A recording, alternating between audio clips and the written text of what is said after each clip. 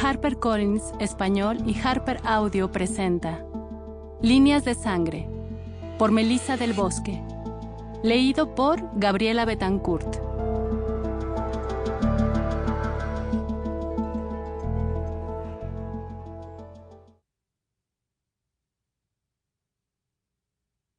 Uno.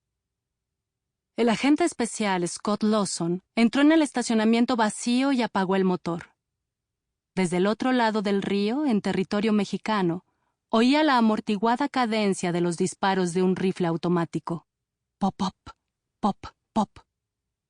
Bajó el cristal de la ventanilla, protegiéndose los ojos del sol tejano con la mano izquierda. Lawson era nuevo en Laredo, y había ido a aquel parque junto al río porque era el punto más cercano a Nuevo Laredo desde territorio estadounidense dentro de su jurisdicción.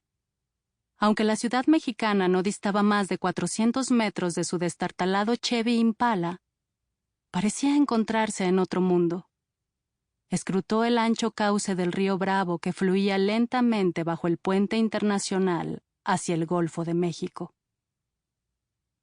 Había oído que la calma del río era equívoca, que en su seno se movían corrientes ocultas.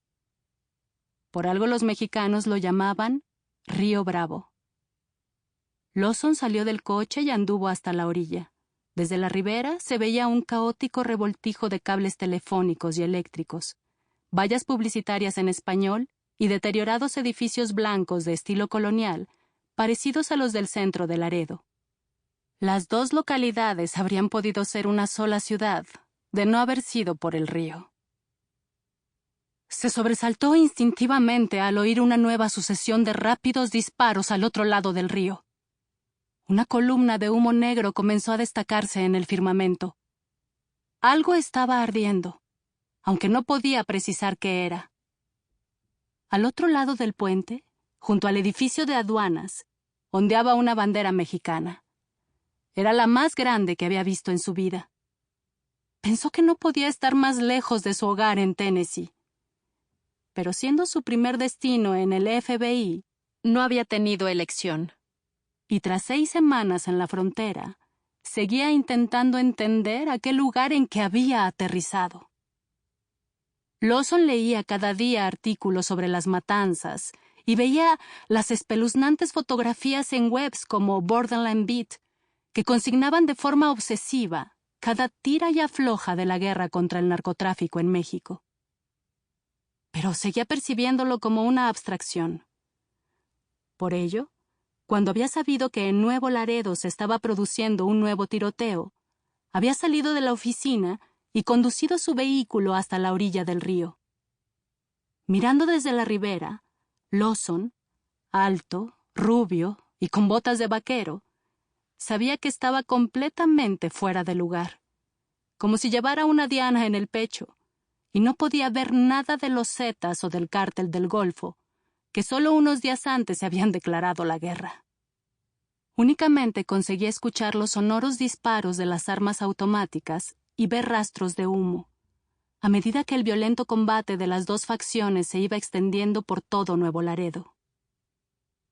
A su alrededor, en la parte estadounidense del río, la vida seguía como siempre. La región llevaba ya 7 años de guerra contra el narcotráfico, y todo había adoptado un irreal aspecto de normalidad. A una cuadra de donde había estacionado su coche patrulla, la gente seguía de compras en las tiendas del centro, mientras los mexicanos, algunos de ellos inocentes transeúntes, morían al otro lado del río.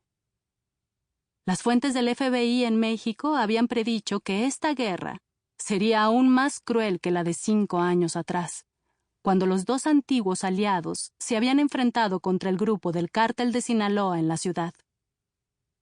En aquel entonces, en 2005, los pistoleros del cártel habían aniquilado a las fuerzas policiales de Nuevo Laredo, dejando sus cuerpos descuartizados y decapitados en bolsas de basura.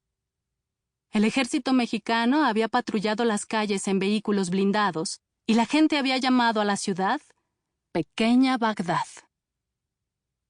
A su llegada a Laredo, sus superiores le habían dicho a Lawson que su misión sería evitar que la violencia se Sample complete.